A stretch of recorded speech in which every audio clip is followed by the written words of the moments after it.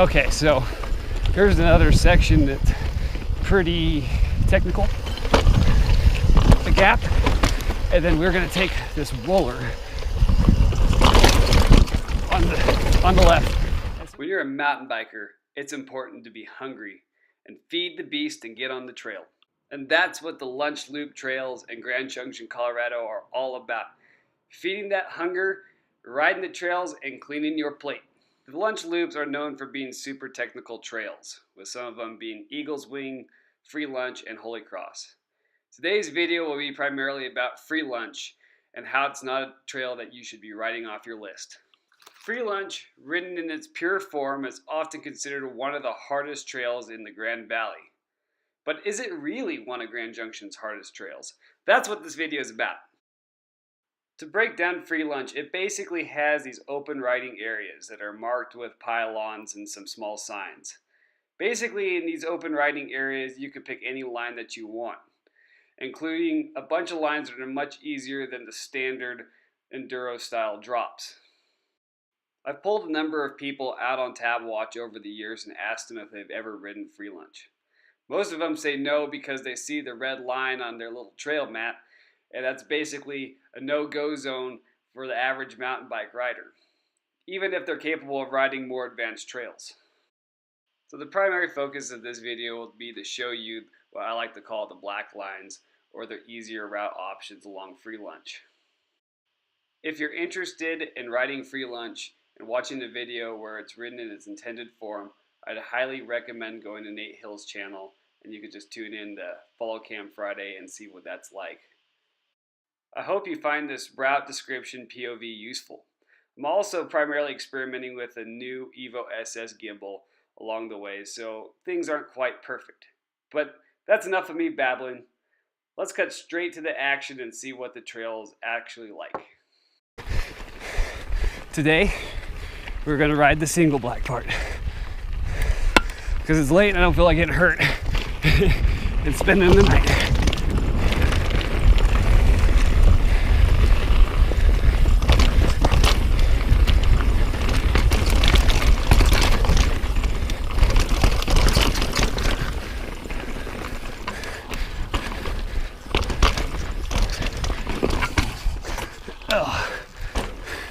Park gets me a little bit every time because usually the tundra catches up to me.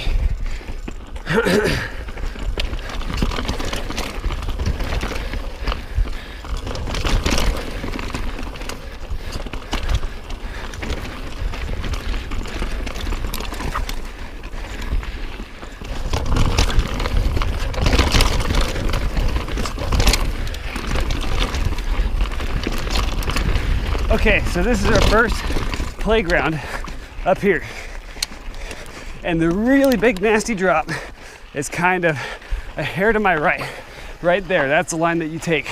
But if you're gonna take the black line, you hook this left and it's just a roller down.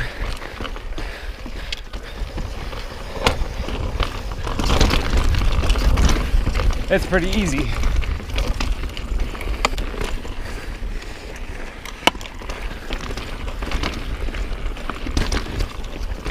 So the purpose for me doing the video is not to show anybody how good or bad I am at mountain biking, just to get some information out there. Because a lot of the really good videos, the popular videos, they show the racer class like Nate Hills and company, Trail Peak. They ride this and they can just absolutely crush all the descents. But for like the average rider, you're probably not going to be able to take an 8-foot drop like the one back there.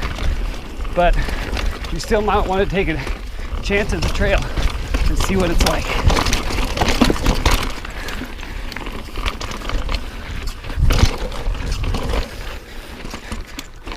And it will test the limits of your tires, I guarantee you that.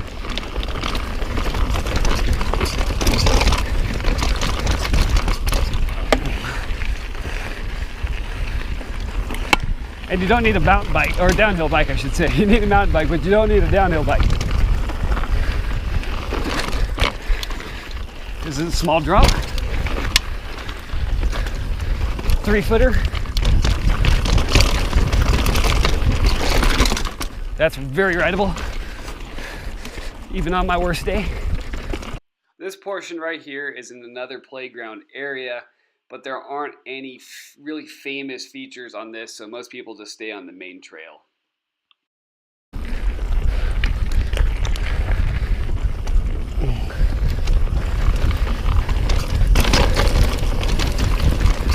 But if you're out here visiting for the first time, renting a mountain bike with some good long travel, that's a good idea.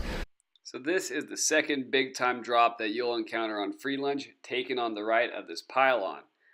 But you could easily roll it to the left, as shown right here, in a very moderate, classic black, almost blue style fashion. The beauty of video editing allows you to overcome some of your verbal challenges and cover it up with a little bit of voiceover. And this little particular part right here, you can see that it's pretty chunky and you get really nice and close to the ridge.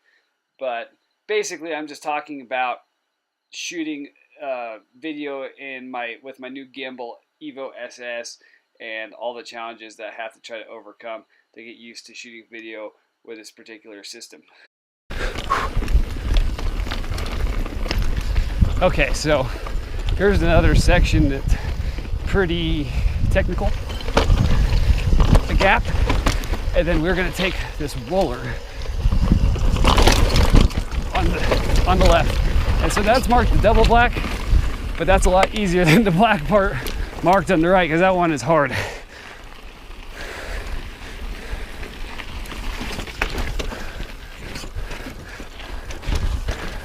Okay, so right here we have another section. It's kind of an easy drop to the left, but a roller switchback on the right.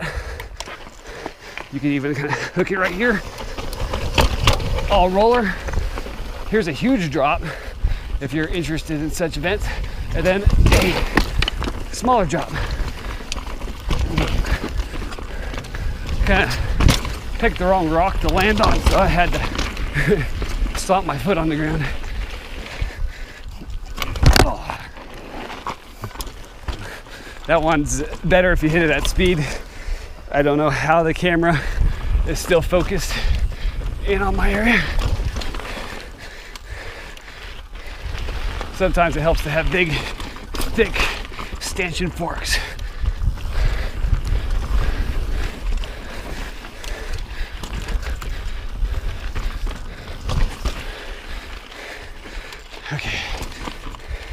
Okay, real small gap.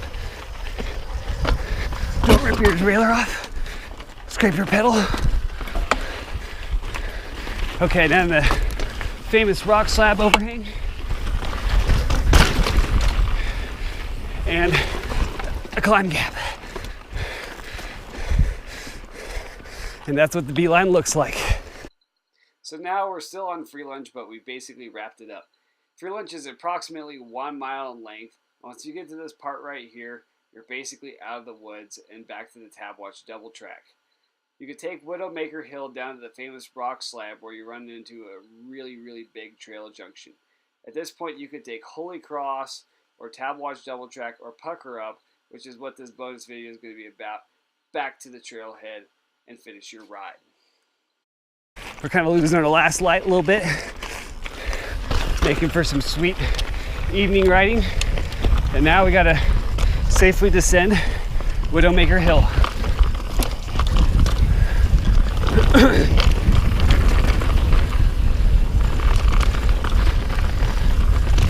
This thing is steep and pretty sketchy, so make sure you got your footing dialed.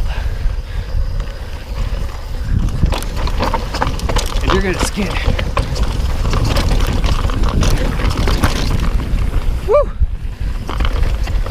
But we're not out of the woods yet, kids.